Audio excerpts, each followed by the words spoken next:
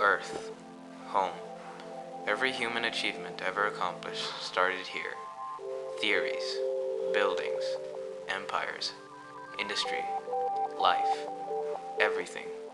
This tiny speck floating around space is home. Let me put things into perspective.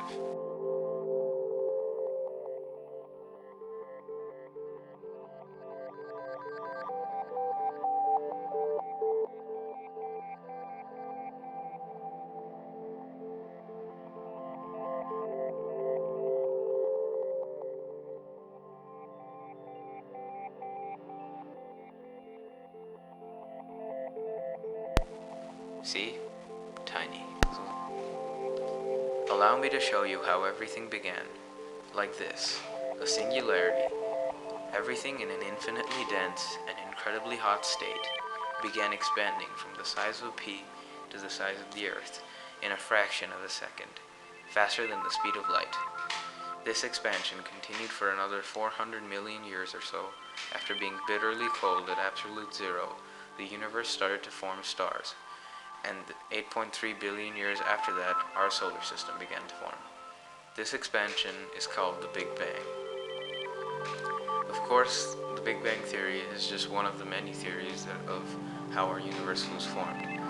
Although it's the most popular by far, it's not the only one out there. Let me share with you a different theory, one that's more out there. The steady-state theory, which suggests that everything in the universe grows, but the density of matter stays the same, which means everything stays the same. I know, ridiculous, right?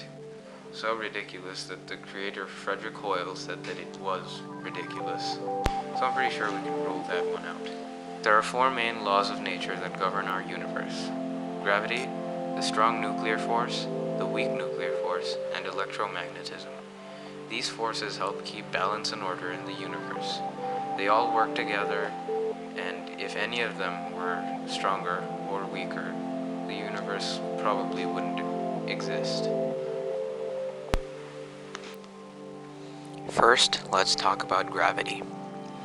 Gravity is a natural phenomenon, and it is commonly recognized on our planet as the agent that gives weight to physical objects and causes these objects to fall toward the ground when they are dropped from a height.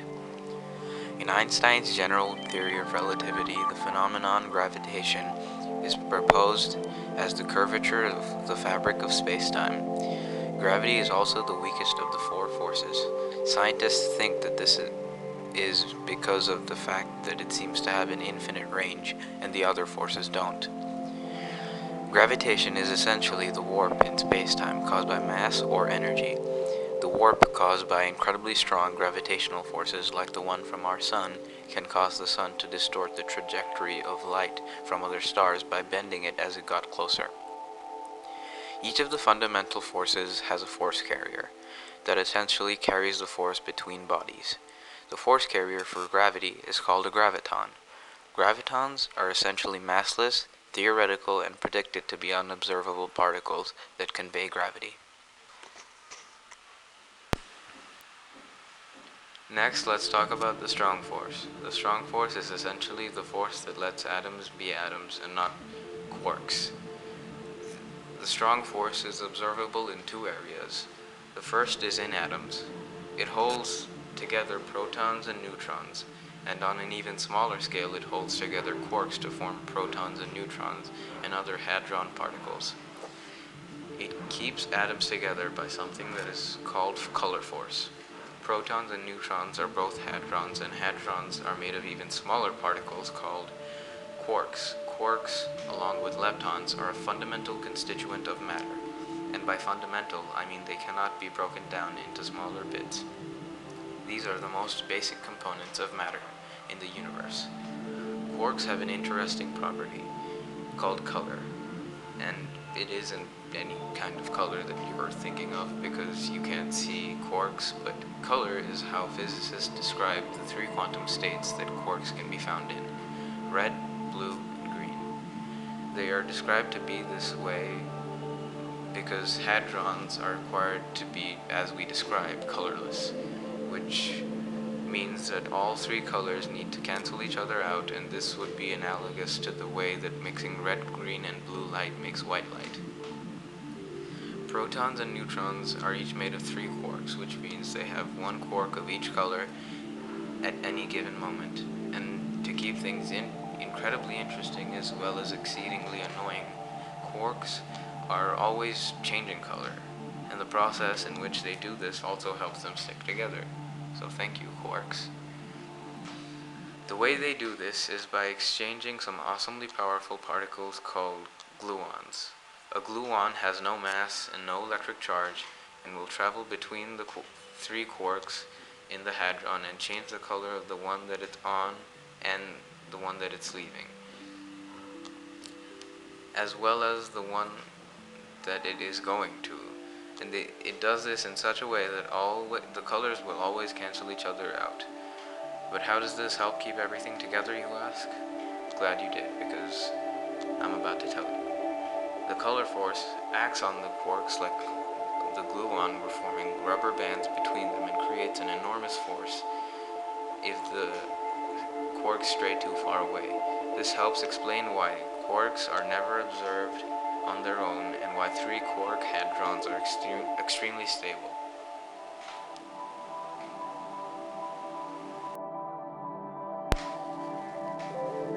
And next we have the weak force. Without it, the sun wouldn't shine, we wouldn't have carbon-14 dating, and we wouldn't have elements like plutonium and iridium. The weak force is the force that lets particles become other particles through particle decay. All of this happens in tiny spaces about 1/10,000th of the diameter of a neutron. The weak force also acts on quarks and changes their flavor. There are 6 flavors of quarks: up, down, strange, charm, top, and bottom. Up has a slightly positive charge, while down has a slightly negative charge, and they are amongst the lightest of quarks. The other flavors have charges too, but they are much heavier and rarer, also they decay really quickly to up and down quarks. Up and down quarks is what most stuff is made of. Neutrons are made of 1 up quark and 2 down quarks, while protons are made of 1 down quark and 2 up quarks. The weak force also acts the same way with leptons, like electrons and neutrinos. Now, quarks can change particles by changing 1 quark inside of a particle. This, in turn, will change the whole identity of the particle. This would happen with the help of incredibly weird, barely existent particles called force carriers, namely the W boson, which can be positive or negative, and the charged neutral Z boson.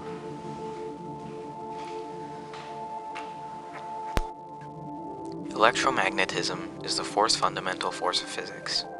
Wait, let's just stop here for a second. Fourth fundamental force of physics. That's a tongue twister. Try saying that 5 times fast. Fourth fundamental force of physics. Fourth fundamental force of physics. I can't do it. Anyway, moving on. It allows for you to see this documentary with electricity.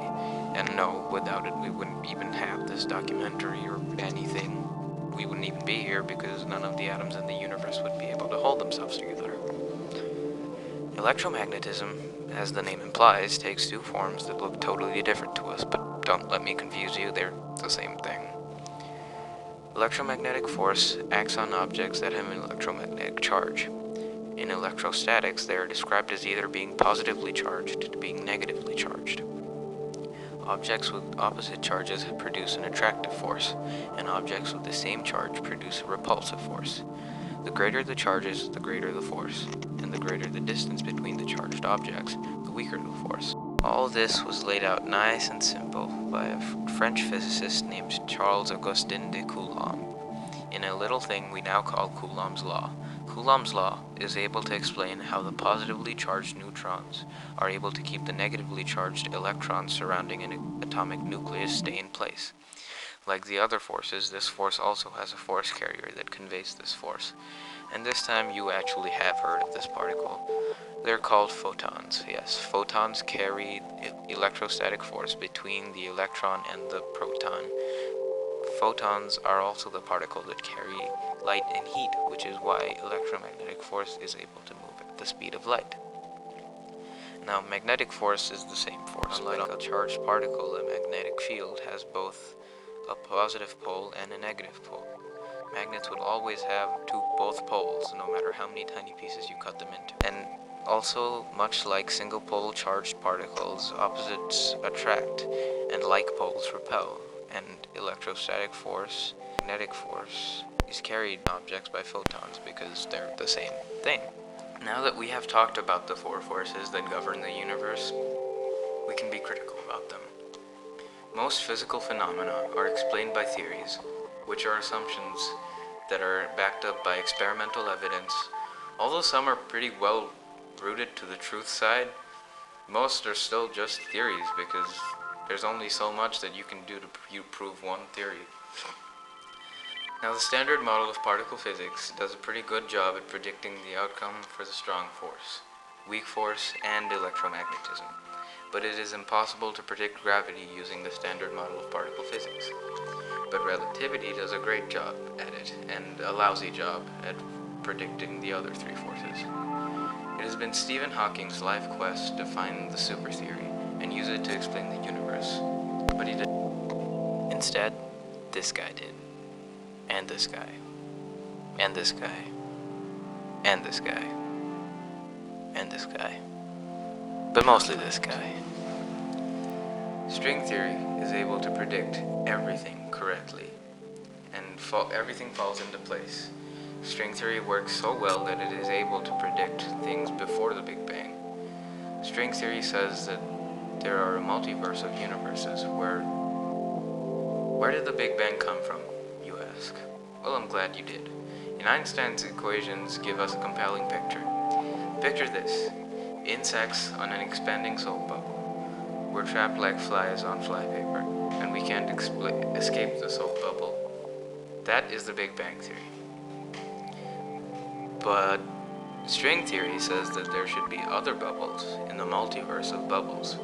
Bubbles can collide, and this would cause them to turn into one bubble, creating a new universe.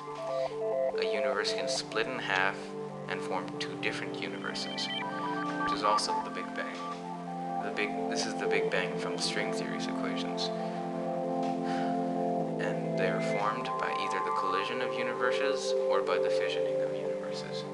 Is it possible to travel between universes, you ask? Glad you did. Yes, it is, but it is extremely difficult to do so, but we are given hope by Alice in Wonderland. Scientists think that we can use wormholes between universes and use them to travel to and from universes. Think of a sheet of paper.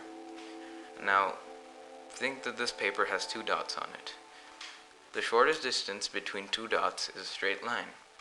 But if you could fold that sheet of paper, you could create a shortcut through space and time. It is heavily debated whether or not humans can travel through wormholes, because if it is possible, you would be able to use it as a time machine. But a lot more energy is required for this. Far more than a DeLorean with some plutonium.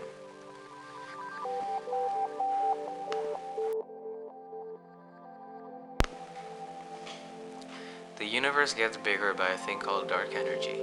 Scientists don't know much about dark energy, they just know that it's there and it takes up about 68% of the universe. It was discovered in the 90s. Scientists theorized that the universe would have to stop expanding at some point because the universe was full of matter and the force of gravity would pull all matter together. But when the Hubble Space Telescope arrived on the 24th of April in 1998, observations of very distant supernovae showed that long ago, the universe was expanding slower than it is today, which means the speed at which we are expanding is accelerating. Nobody saw this coming, so they theorized that there was some sort of force causing this, and they decided to call it dark energy. Dark energy pushes space itself apart and counteracts the gravity in the universe.